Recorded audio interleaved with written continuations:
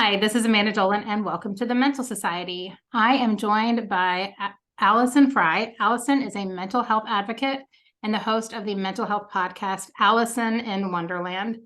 And she's turning her empty nest into an opportunity to focus on her advocacy. Allison's journey into the mental health world really began with the loss of her brother in 2007 and her mother in 2010 to suicide. And it's become an obsession for her now. She lives, breathes, and preaches mental health awareness and suicide prevention in all aspects of her life. And she is passionate about these causes and will discuss them with anyone who listens. So, Allison, thank you so much for being here with me today.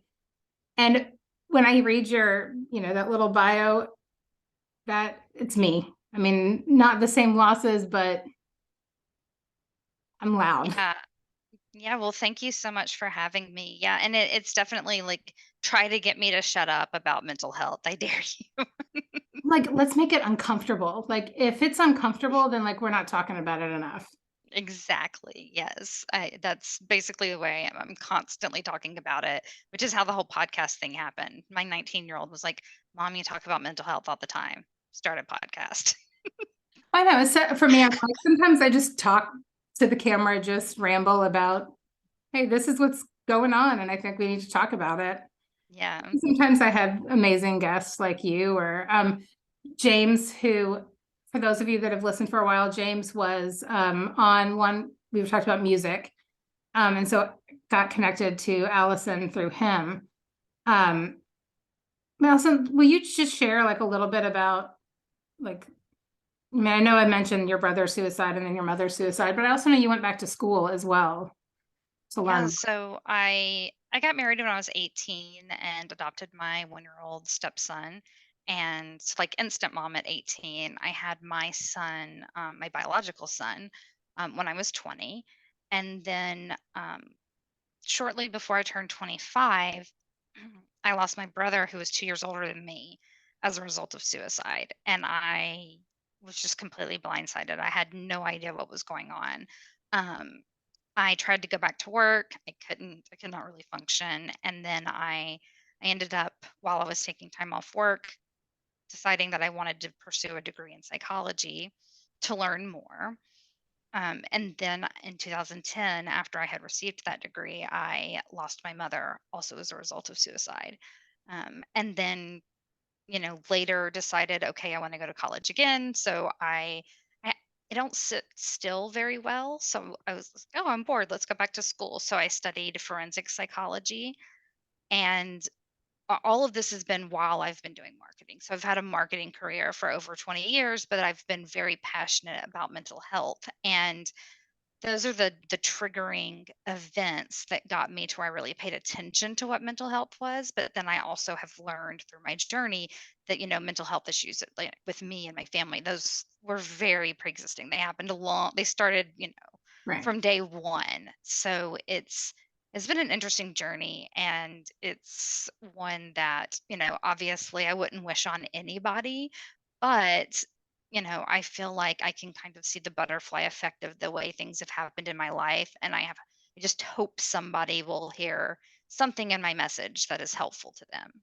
Yeah. I feel very much the same way. Of like, I just want to like impact one person. If just one person will get help, if one person has that difficult conversation with someone that they're concerned about, because I know for me, when I made the decision I was going to commit suicide, um, and I mean, it was like I knew that this was what I was going to do.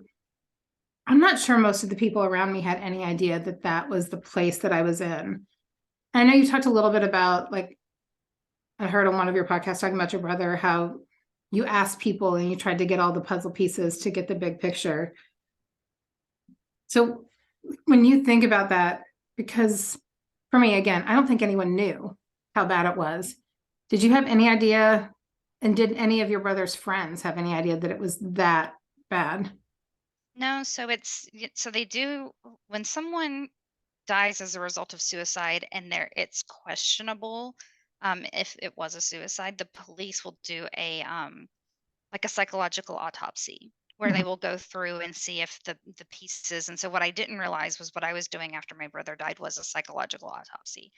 If you picture kind of like any of the crime shows with the murder map on the wall and they've got this who's connected to this, that's kind of what I picture of what I was doing. And so everybody had these little bitty pieces of information. And some of those now, if I had just that one piece, I would know is a very alarming thing that I should, watch out for. But nobody had all of those pieces, and none of us really understood or knew anything about suicide, so it never even came up in our minds that that was something that may happen.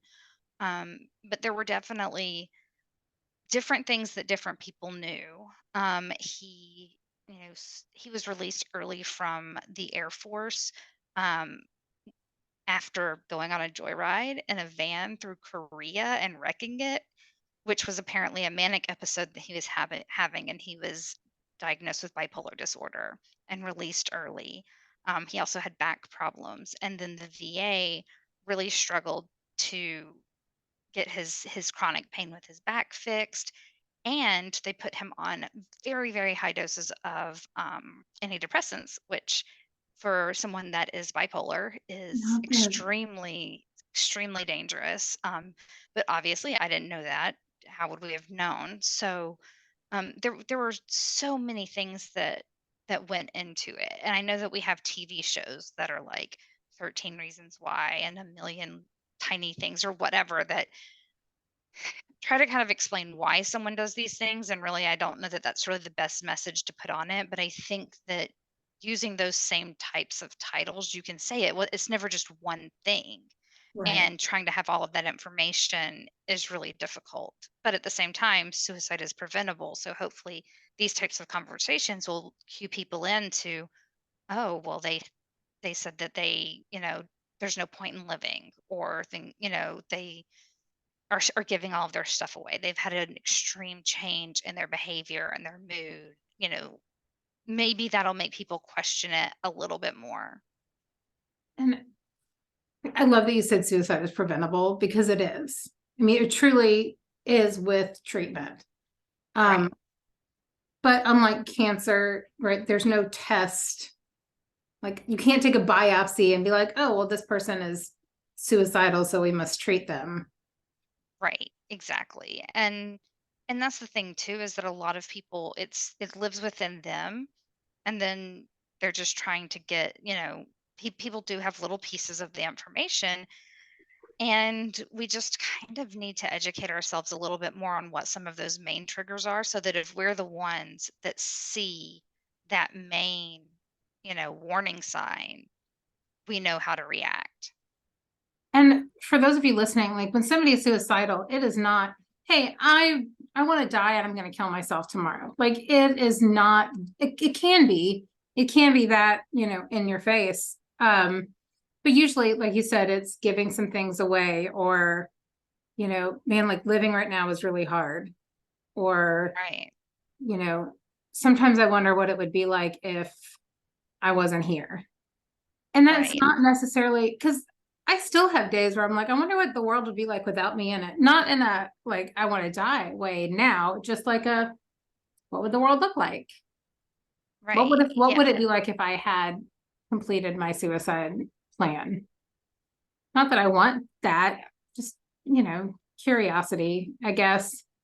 And I think something I was talking to someone about, and I'm curious your thoughts on this is when you look at a death certificate, there is, a cause and a manner of death. So, the cause might be a drug overdose, and then the manner, suicide. I've always wondered, like, lately I've been wondering if, especially with suicide, if under the cause, in addition to like that drug overdose or whatever it is, they added bipolar or depression or whatever it is, so that we can track that a little bit differently and show how deadly mental illness can really be. Right. And I think that even, one thing I've thought that was in the process of this is I feel like funeral homes should have documentation for families to find support groups and mental health outreach after they've lost someone, or at least the police that show up should have that because, I had to go online and find it. I had to find this information. And it's such a common, problem in the United States today. And I don't ever speak to other countries because I don't know the statistics, but it's so common that you would think that there would be some kind of thing in place to help the family when they're grieving. Oh, absolutely. And I've talked about this friend of mine, Demian, a number of times, and we just celebrated the 1 year anniversary of his death, or celebrate may be the wrong word, but honoring his life. And he had 6 kids. And, at the time he died, his youngest was 6 and the oldest was 24, I believe. So that's, wide range, obviously, Right. but how do you help a 6-year-old understand suicide well on your own without significant resources? Right, exactly. And then even while you're trying to come to terms with it yourself.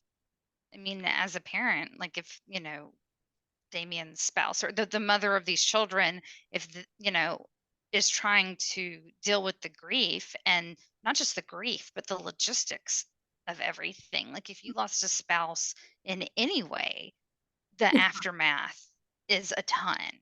And then trying to have those communications with your children about the manner of the loss being suicide. I mean, I remember my mother when my brother passed away, like banging her fist on a tree and like screaming to God, why couldn't it have just been a car accident? That's a really interesting optic if you think about it. Like, okay, him Hmm. dying is bad, but him dying from suicide was worse. If he was going to die, why couldn't it have been a car accident? And that is just in my mind, I keep thinking back to that, going, how is like, I don't understand, like, why is that better? But the stigma and the optics and the blame and the what ifs are Yes. so bad when it is as a result of suicide. You say that, blame it. I remember, we went to his funeral, and then we went to like a bar, huge outdoor area, food trucks. Like we were all kind of hanging out and basically awake, if you will, for him.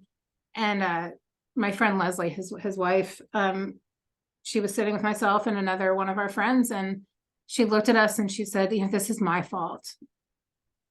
We were like, what do you mean? It's not. But like, she's like, well, I wanted us to work on our marriage, and we went to counseling. And if he hadn't taken a look at himself, then maybe this wouldn't have happened.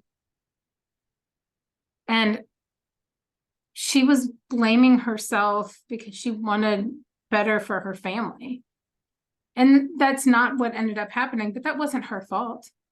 Right. Well, and that's the thing too, is that, when I went through that, psychological autopsy for my brother, I found areas to blame quite a few people. I mentioned the VA hospital. You know what I mean?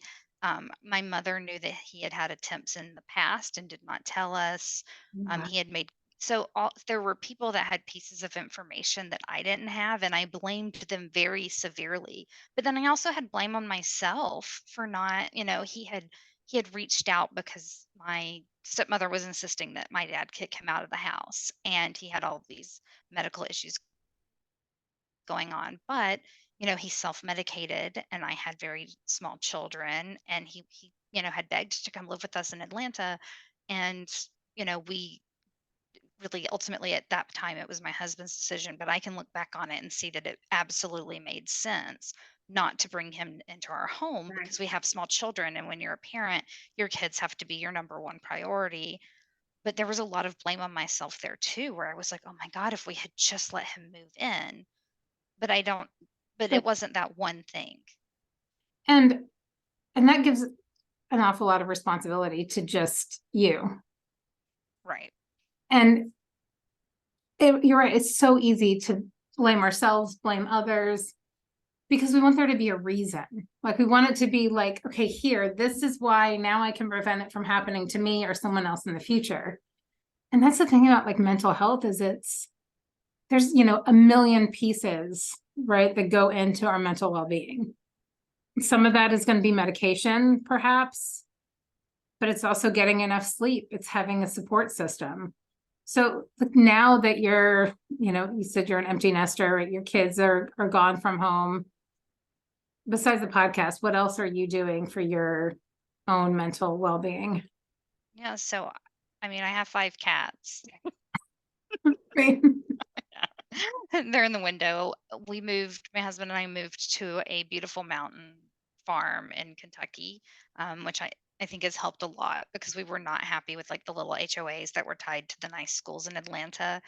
And then really, I'm just, I left like a very high level corporate marketing position and am working kind of just a little bit in marketing while I do these other things that really focus on mental health. And I think that focusing on mental health advocacy for other people, um, you may not feel like that's self care, but for me, that is self care, absolutely, because I feel like I'm leading a purposeful life, and that's what makes me feel like I'm contributing to this world and hopefully helping other people. So I'm also writing a memoir, also called Allison in Wonderland.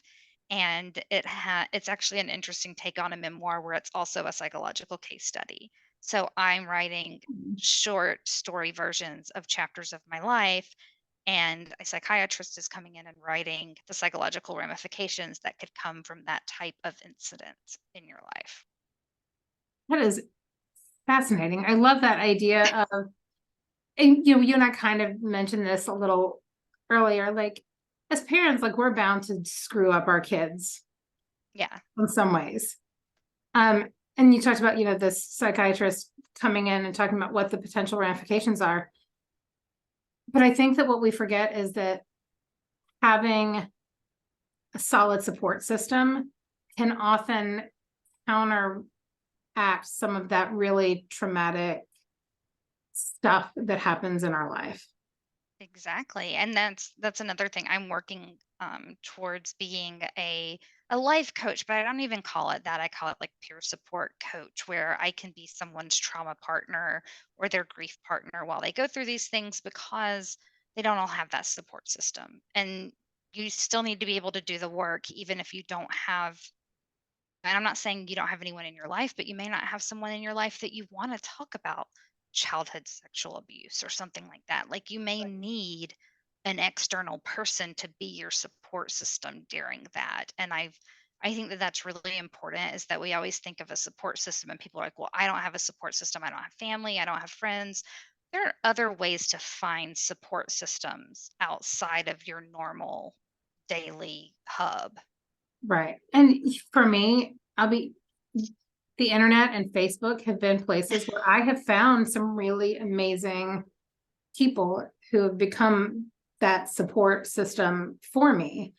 And I know that, I think sometimes we think like social media is bad because there's bullies and filters and I it's can not. argue it either way. Oh, I can too. I mean, especially like depending on what, right, what lens you want to look at it through. But it can be a really great place to find people that are experiencing similar things to you. And I mean, that's one of those things too, is like Instagram, their algorithm has me pegged like you wouldn't believe. I scroll through and there are mental health, like daily affirmations, all this mental health information and cat videos. That's all it shows me, because I won't click on anything else in there because I'm scared of like I'm going to start getting something stupid in my feed. But those are the two things that are in my Instagram feed, and it's great. I think like yeah, TikTok, mine, this is almost embarrassing. I can't believe I'm admitting this. Mine is like mental health, ADHD, dogs and people being petty. Yeah, well, so like I started TikTok specifically when I started the podcast, and apparently I do not know what I did when I set it up, because the only thing that shows up if I log into it are people popping pimples. I don't understand. I have no idea. So I'll share stuff to it through apps that don't make me log in, but I have not quite figured out how to make that feed like me. Yeah, I don't know how I got like to all of, I mean, I know some of them, right? Like ADHD, because Yeah. I I was a I was older when I was diagnosed, and so I'm still, you know, figuring out all the coping techniques. And it's funny, right before we started recording, I was like, oh, I forgot to take my Adderall. And I always joke that like I usually have reminders set to remind me to take the pill that helps me remember to do things. Oh yeah. So I have ADHD and I also have a mild heart condition. So I can't take the medicine because it's a stimulant. So it makes the heart condition worse. But Uh, I've had to try very, very hard to get to where I can do the things. And I do. I sit down with my calendar every morning and I set alarms for every single caller meeting that I have. And I set an alarm to remind me to eat and an alarm to remind me to feed the cats at night, all of these things because I'll forget. I'll super hyper focus on something and then everything yeah. else will go away. I Oh, so much that. And I was speaking of TikTok, I was scrolling through TikTok and I get to this video and it was like, okay, ADHD queen, when was the last time you went to the bathroom? Are you stuck in like your doom scroll? Okay, so now wiggle your toes, like move your legs, now stand up and go to the bathroom because like you need it. Yeah. And there's so much like truth in that. Like I forget to eat. That is also on my calendar. It's a And I think that's a reminder. lot worse now that everyone's working from home too. I mean, You I can, worked from home before COVID, but then when everyone started working remotely, it was like my calendar never ended up having time for food or coffee or bathroom breaks, which is the craziest thing. If you were in an office, everyone would go to lunch together, and right. half the people would go outside and smoke. And And this is something that I've done and I am completely fine with it and I don't care what people think. I have time set outside of my schedule for lunch and as my mother would say, a time to rest my eyes. I don't know that it's exactly a nap as much as it is just quiet time in the middle of the day. yeah, Because I need that. Like I need that intentional break. And so it's built your into, little hacienda. yeah, it's built into my life, because if it's not, I won't do it. And you talked about eating, it pops up on my calendar. Um, and I, this over this weekend, I was out to eat with my kids and my partner and his son, and I'm talking, and my daughter pushes my water in front of me, and she was like, "Drink." And I drank a little, and we're talking, and then my son was like, "Your water." And there's part of me that's like, oh, they're, teenagers and they're taking care of me. And then I chose to reframe it as, no, they want me to take care of myself. Like Right. they're just reminding me so that I'm aware.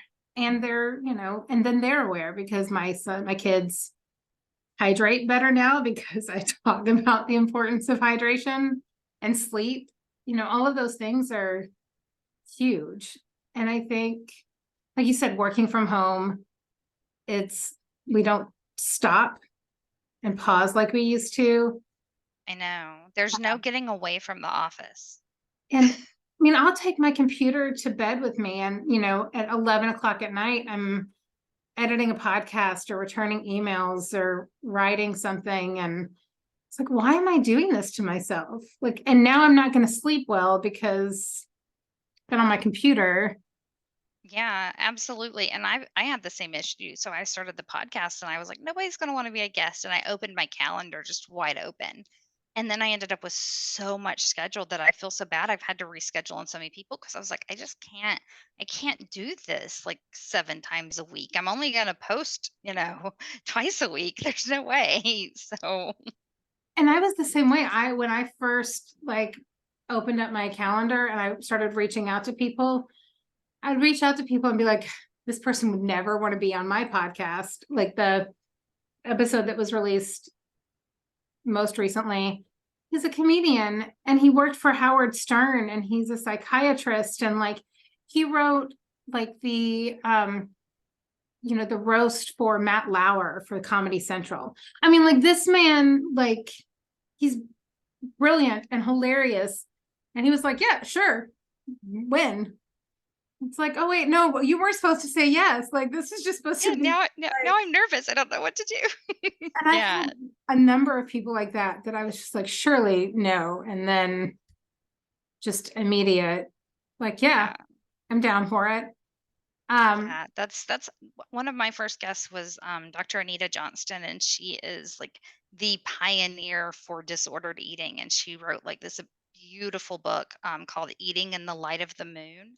And instead of it being a self-help book about, hey, love your body image, don't worry about dieting, it uses storytelling and metaphor to talk about like the beautiful vessels that women are and the way that we were seen as like, in the hierarchy of the world, before. And it just gives you, it's just so beautiful. And so what the very first thing I did when I set up my podcast was I looked up her website and emailed her and I was like, hey, would you be on my podcast? And she was like, sure. I was so shocked. This is just so crazy. I'm going to need to check out that book because I think for me, like eating has always been an issue for a variety of reasons. And I think like disordered eating, one, it's in your face all the time. And by that, I mean like dieting. Oh, well, intermittent fasting is the way to do it, or no carbs, or all the carbs, or low fat, or don't eat after this time, or don't eat this or this supplement, right? And it's all in our face and nobody thinks of it as disordered eating, but it is. And growing up, I mean, I don't know if you remember like looking at like Teen Magazine, and I got it when I was like 12 or something. And it's like how to lose weight, how to get, abs. And not even that, but my mom did not look like me at all. Little bitty, tiny, blonde hair, blue eyed. She was the 80s aerobics instructor. If you picture aerobics instructor Barbie, that was my mother. So it wasn't just the magazines, it was, being held down by her knees so she could tweeze my eyebrows. Yeah. Or because it's painful to be beautiful. or like for me, and I understand like my mom did this for what she thought was for me, but I mean, I started going to Weight Watchers when I was like 8. Like Yeah. what, and so no wonder like my relationship with food was funky. Yeah. But also, food, it's one of those things that comforts us. Like it's the first thing that we have that comforts us. I mean, yeah, if you think about that, every time you see people that you haven't seen in a while, you all meet around food. Your holidays are all centered around food. If someone passes away, everyone brings you food. Everything is centered around food. And in my case, we grew up very poor. So comfort food is like a legitimate thing because there were times we didn't know when we were going to eat again. So like, it really was such a comfort, which means that now like my relationship with food is just all kinds of twisted. And it's almost like it fills a void, but it doesn't really. And it like, and then you get sick feeling. I mean, at least for me, like I would binge. Yeah. And it was like I was trying to fill something, but then I just felt so sick afterwards. It's like, okay, I'm never doing that again. But of course, Yeah. then here we are. Yeah. Like yeah, I understand that completely. And that's my thing is I compulsively eat. So people are like, you need to track what you eat. And I'm like, okay, if I'm already compulsively thinking about food and wanting to eat all the time, do you think writing down everything I eat is going to make it better or make it worse? Yeah. And it was, so for me, about a year ago, maybe not quite that long ago, I stopped tracking my food. And I tracked like on my Fitness Pal, like there Yeah. would give you a streak. And I think my streak was like 1,100 days of logging. Now that didn't count like the journals that I kept, on paper and those sorts of Right. things.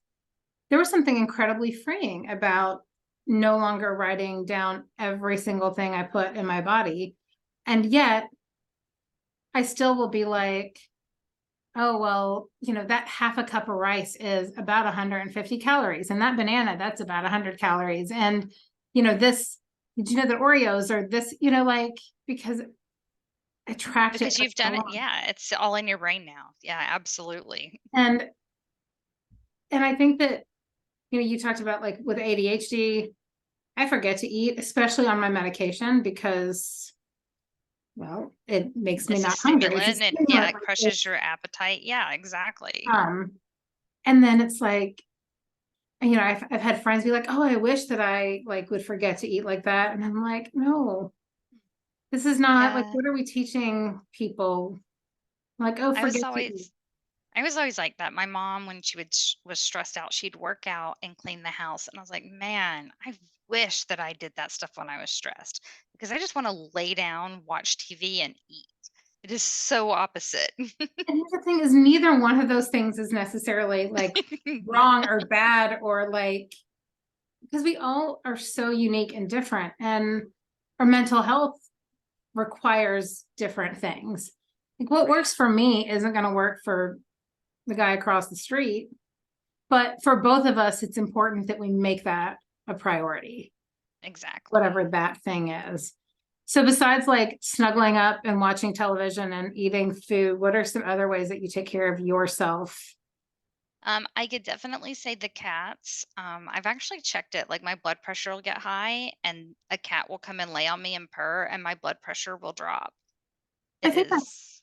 a thing. Like I It. really do think. Yeah, I think so. I've looked it up and it says that it's like an actual thing. I want to find somebody that's like from like a pet organization that can come and talk about the science. But really, just I live in this most beautiful place in the world, and I've never been really happy where I live. And if just walking outside and looking at it, it makes me feel peaceful. I watch a lot of the same shows and movies over and over again because I have to do that hyper focus ADD brain all day long. And I don't want, and I want to watch stuff to unwind, but I don't want to focus and pay attention to it. I do the same. It's so interesting. I do the same thing. And I feel like I read somewhere too that it can be like a trauma thing too, because you know what's coming. And so there's no surprises. There's no like it's Yeah, comfortable. You know what's gonna exactly. happen. For me, it's Murder, She Wrote. I haven't seen that in forever. In fact, I think I can swivel my camera for you. So I am obsessed with plants, but Hmm. I don't know if you can see my little dog. Wait, where right there. Yes. So that is Fletcher, as in Jessica Fletcher, who is Angela Lansbury's character. Yeah. So he's named after her. Yeah, I watch the same things over and over again. Um, and I don't know about you, I also require uh closed captioning for most things. Otherwise, I have a hard time because I don't want to look at the TV. I want to like play puzzle games on my phone or something while I'm doing it. Um, but what's really weird is my husband doesn't understand like why I want to watch things like Criminal Minds over and over again. And in my mind, it's because they get the bad guy in the end. And very it's just very therapeutic for me to know that they're going to get the bad guy and the bad mhm, guy's going to get what he deserves because in life that doesn't happen as much as we yeah, would like. And so like one, I already know it's going to happen. I haven't watched the new like reboot yet or whatever because good. I don't know what they're I don't know what's going to happen, but so I have to be in the mood for it. Mm, But I've rewatched the other ones so much. So the ones that are really traumatic, I can just be like, oh, I'll skip this. It's no big deal. And then the other ones, it's great because I know they're going to get the bad guy. And I need that in my life. I need to know someone is getting the bad guy at the end of the day. yes, like that. There's so much. I never thought of it like that way either. For me, it's just like, okay, I know it's gonna happen. like, and it's going to be okay in the end, but it's also that like get the bad guy stability. Yeah, I mean somebody's getting shot or put in prison by the end of the episode most of the time. And if they're not in this episode, like, you know, that it's that like By the end of the long term, by season, the end of the season, they're going to have caught that guy. Cause this is like the one case that goes like throughout the, throughout the whole thing, but they're also catching bad guys for other cases throughout. yes, exactly. But the one that they didn't get, like, don't worry, they're going to get them at the They're end. gonna get them later. Yeah, And exactly. So I like that. It's like, oh, the bad guy. We don't have to worry about them. And I think with mental, or for me, I can catastrophize things. Like yes. I make things like the worst ever. Um, and it's really easy for me to do that. Like, and it goes like that. You know, it's just in a second from everything's fine to, oh my God, the world is ending. Yeah. And so when it's, yeah, like when you know exactly what's coming, sure makes things a lot easier to, It does, and I know which movies are gonna lift me up. Like I know what shows I can watch over and over again. I know which ones I can fall asleep to. Like, oh, MASH and Cheers. I've been falling asleep to Cheers lately. Um, just like all of good. these things that I know are calm enough that like I don't feel like I need to pay attention, but it's at least kind of on so my brain isn't spinning because having everybody's like, oh, it's not healthy to sleep with the TV on. And I'm like, it's also not healthy for my brain to be going 90 miles an hour when I'm trying to sleep. Right. And that's one of the things that I'm still like trying to figure out because I've always listened to something while falling asleep. Right now, it's totally like true crime YouTube videos. And I'm sure people are like, true crime that relaxes you. Yes, yes, it does. I don't know why, but it does. Sometimes I'm like, maybe it's because then I can see someone else is more messed up than I am. Yeah. But yeah, I've tried like the, you know, crashing waves and the like, oh, this is the No, sound bath this and it'll help you fall asleep in 3 minutes or whatever. No, that's not doesn't work for me, but I can tell you that if I don't have a TV show on, um the Hitchhiker's Guide to the Galaxy audio book that is read by Stephen Fry. I'll listen to that. And I know it sounds bad. It's like it has to be him because it puts me to sleep. And it's not that so much as I just know the story so well. And I always started at chapter 8 because chapter 8 is when like they stop going gargle, gargle, gargle, like where like you can actually everyone's voice is the same right. language. And I can just about recite chapter 8 word for word. Um, but by chapter 9, I'm asleep. It's so interesting that like we find comfort in weird places. I I know. think that it's important to have something that centers us, whether that's chapter 8 of an audiobook or the, you know, 28th time I've watched the same episode of Murder She Wrote.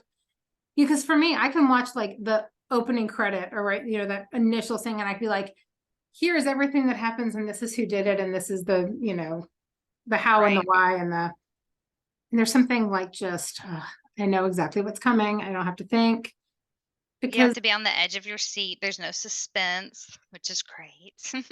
and like you, I like to play games or scroll or and I'm curious, like we kind of talked about, you know, the joys and detriment of social media.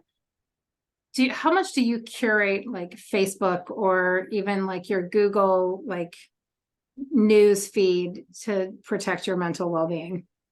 So I don't watch the news or read the news. If something happens that I need to know, my husband will tell me and I'll go look it up.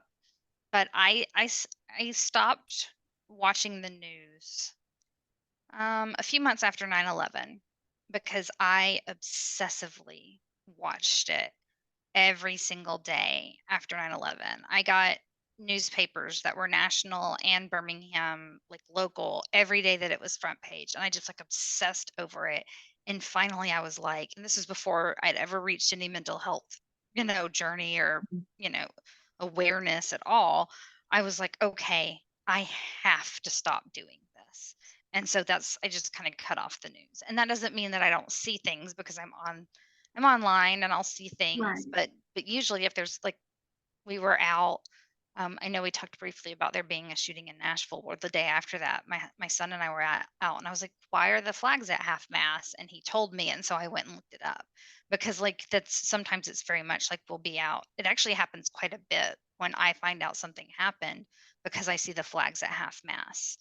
So I do like keep it very much like, I know I do. People probably like, oh, but how do you stay, up with current events? I go look them up when I need to. I don't get it like enthralled in election campaign stuff. I go and like right before it's time to vote, I do all the research I need to do. Yeah. And because it's so easy to get, well, like bogged down in the ick of it I all. know. And just the obsessive thoughts that won't go away. It's just easier for me to be like, okay, I'm going to do a lot of research at the last minute and then we're good. So you're informed, you're not like sticking your head in the sand. It's not like you're not willing to learn. It's not that, it's just, I don't want to be bombarded with 5 million bad things that happened today. Exactly. Exactly. And I don't want to read it at bedtime. I need to learn about it at a time of the day that my mind can deal with it. Yeah, because if you're reading it half an hour before your bedtime, What are you going to dream about? and I share with you, we're recording this on what day is today? April 10th. April 10th. And I grew up in Kentucky in Louisville, and there was a shooting today in Louisville.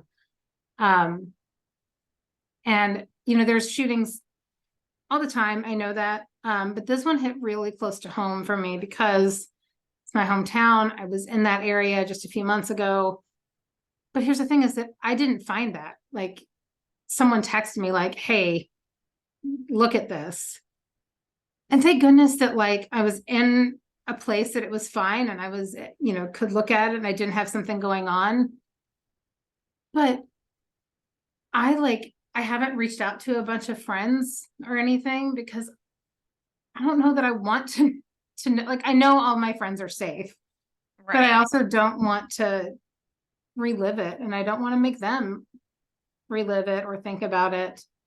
Um, and I think that that can be beneficial, and it can be perhaps detrimental sometimes if we aren't discussing these things. But I know for you and I, at least I think, we're focusing on this mental health piece. Like, Right. And the thing is like no one has to do all of the things. You find the thing you're passionate about in the way that you can make your mark on the world, and you focus on that thing.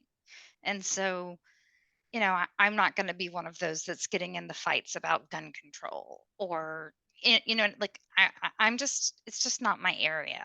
I'm not going to go there, because once again I can see both sides of the argument. and exactly. And it's like we can't do every single thing. Right. Because if you think you're going to do every single thing, you're going to fail at every single thing. Or you can pick one or two things that you're passionate about and focus on those and do them to the best ability that you can. And hopefully make a change. So Absolutely.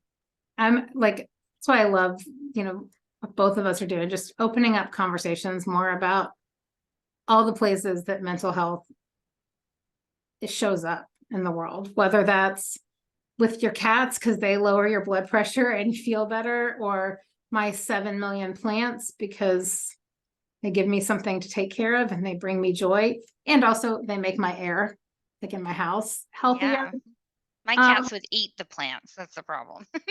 yes, which is why I don't have cats. Well, that, and I'm really allergic to them. But like my dogs leave them alone, which is weird because I feel like they shouldn't. Like, I'm surprised they Yeah, don't that's knock them all over. strange.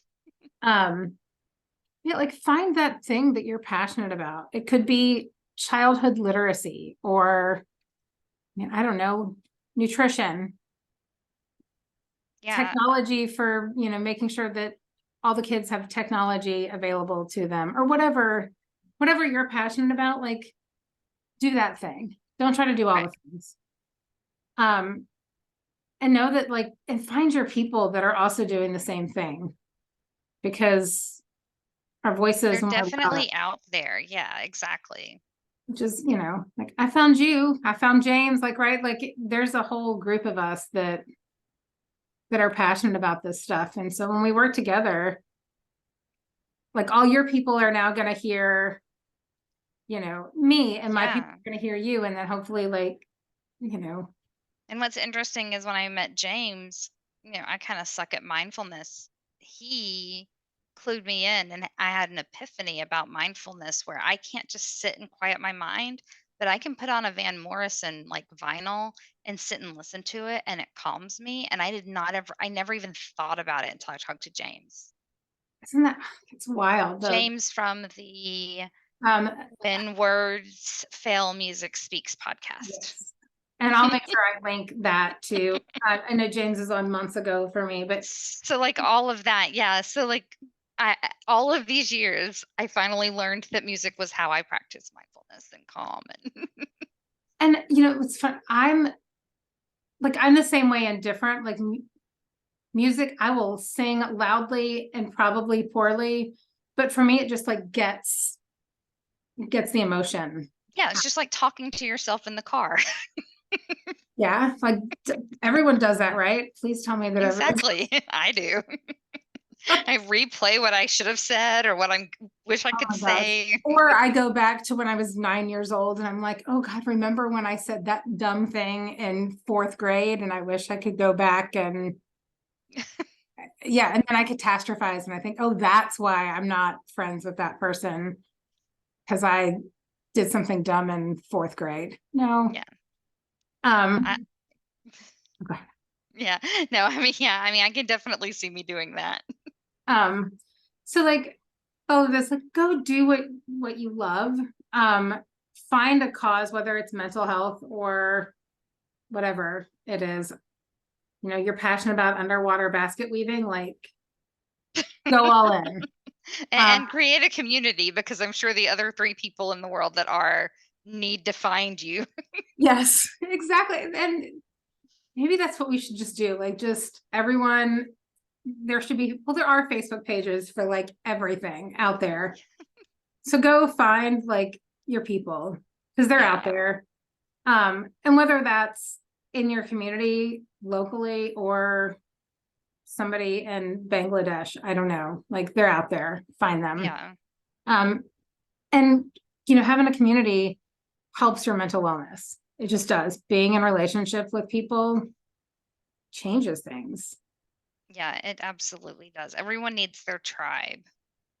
And just like you talked about, like, being an emotional support human for people Human. going through the grieving process, or, you know, digging into their trauma, which is hard. So yeah, like, find the people that you can support, and also make sure you're caring for yourself and your needs too. Because Exactly. if you're giving everything to everyone else and there's nothing left for you, you're not going to have anything for those people a little Exactly. further Yeah. down. You have to take some too. So it's like give, give, give, take, give, give, give, take. And sometimes it's take, give, take. Yeah, it just That's depends. okay. It depends. Like, and it could be back and forth, but you have to make sure that you're getting a balance. And it's not selfish to ask for help. Yeah, and self-care is not selfish. Being like, okay, this family's toxic, and so I'm not going to hang out with them on Easter is not selfish. That's you protecting yourself, and you're allowed to protect yourself. And you know, I've worked with moms and things in the past, and going to the grocery store by yourself is not necessarily self-care. Like, you know, getting to be like, oh, I get alone time because, you know, my partner is watching the kids, so I can go to the grocery store. No, like, the grocery store is a chore. Now, if it's, oh, I get to go to Target without my kids and I'm going to get Starbucks on my way in and I'm going to spend 2 hours wandering around Target, just looking at all the things and smelling 18 different candles and looking at all the pillows or whatever your thing is, Yeah. that might be self-care. But like running to the grocery store alone to get milk, eggs, and breads, that's not self-care. Right. That's Um, and then if you think that that is self-care and you do something else that's alone by yourself later on, then you'll feel like you're being selfish because you already had your special self-care time at your grocery store trip. and self-care is just take care of yourself. You Yeah, need to. And saying no doesn't mean that like is not a bad thing. right. Saying I no is mean, you don't have to overextend yourself. I am the worst about doing that. You don't have to overextend yourself. You can be like, "I'm sorry. I know I said I was going to do this today, but I just can't." And and I, I'm not telling people to be a flake, but also don't like I reached the point with the podcast where I was just so overwhelmed and finally I was like, I can't let a mental health podcast ruin my mental health. yeah. Or for me, it was like I did all the PTA things and it was like, I hate this, I hated the but I'm PTA doing it moms. because nobody else is going to do it. And I was like, ugh, I never wanted to be a PTA mom. And I was never like one of those PTA moms, but I mean, but I was on the PTA. I did all the things because I convinced myself no one else was going to do it. And Yeah, then, but it was terrible for me and it's terrible for my kids. And so now I'm say no a lot more because it yeah. means that there's time for the things that I love, like doing this or watering my plants or whatever it Right. is. And you So, don't have so much burnout. If you're not burnout, then you're able to actually be there for people more when they need it. and that's what I think all of us really want is to be there for the people we love and to, yeah, like exist in the world in a way that feels good and healthy to us. Um, Exactly. and taking care of ourselves is how we do that. And not just, you know, like physical health is great and important, but if you don't if you don't take care of your brain, then you're just your body Yeah. is not going to be happy with you either. Yeah. I mean, You because your have to mental learn. health can have negative effects on your physical health. So it's really it's really important to make sure Right. you're taking care of your mental health. All the things, whether it's pet your cat or your dog or go on a walk or journal or Cat. I feel like I've seen a black cat go like Yeah, so there was a black cat that walked by. There's one in that chair, a different black cat, and then there is a brown cat right here in the window. which is where the cat should be, right? Basking in the sun, Yes, exactly. getting that vitamin D that we Yeah. all need and don't get enough of now that we're all in our houses all the time. Yes, We exactly. don't even leave to like go to our car to leave for work. We But it just tells you how pretty the view is. I never really thought about animals caring, but the cats lay in the windows just about all day long since we moved to this farm and just watch because it's just so pretty. Oh, are you going to come up here now? I'm a little jealous of like such a beautiful view because mine is not, it's the street, but I do like my neighborhood, so I won't complain much. But that part of Kentucky, I know it well and it's beautiful. So I'm jealous and you will be in Kentucky making huge impacts on mental health and I'll be in Texas and we'll do that and then James is in South Carolina. Yeah. And so yeah, like you guys have that, south of the Mason-Dixon line thing covered and I'm working Yep. on the rest of the Mississippi. We'll Yeah. we'll have a whole tribe. It'll be Yep, great. we'll have a tribe. We need somebody in every state. We'll be like, this is our map. I think oh my gosh, this is like now my I'm You're like, I'm gonna get a map out and I'm gonna start writing who is the person in that state. exactly. That'd be so cool though. Yeah. Okay. We've been talking forever and I want to like honor both of our times, but um before we end, like is there any other like awesome nugget of wisdom that you want to share?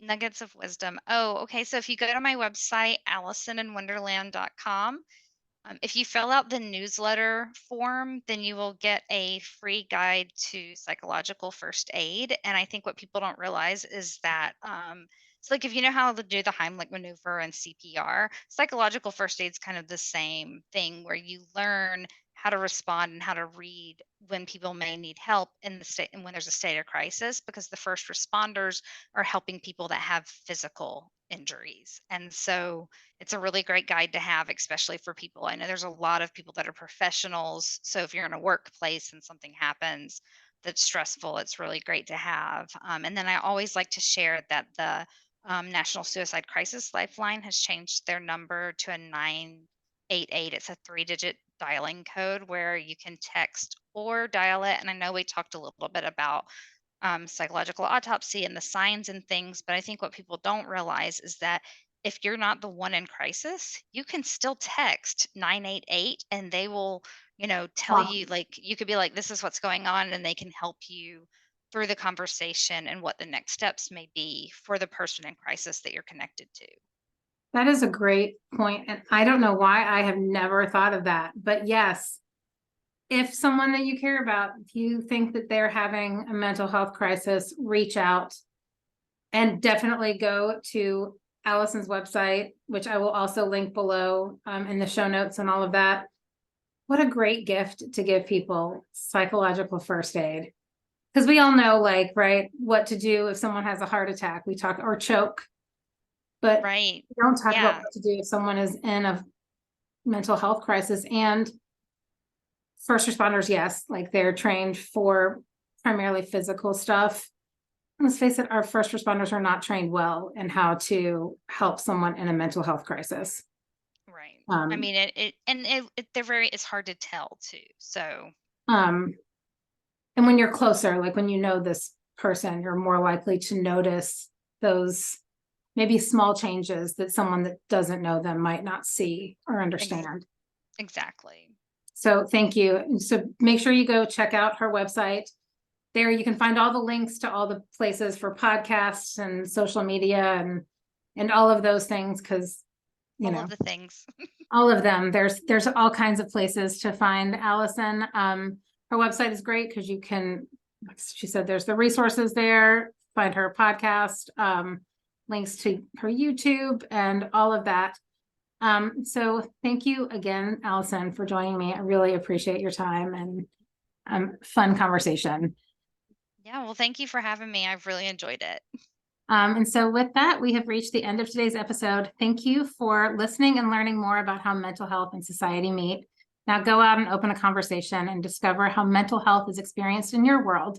You can find more episodes of the Mental Society in all the places you find your favorite podcast. And please subscribe so you don't miss out on anything. And you can find additional resources at our website, thementalsociety.com. And remember that you are not alone. Hope and help are all around you. And until next time, this is Amanda Dolan, wishing you good health, mental and otherwise.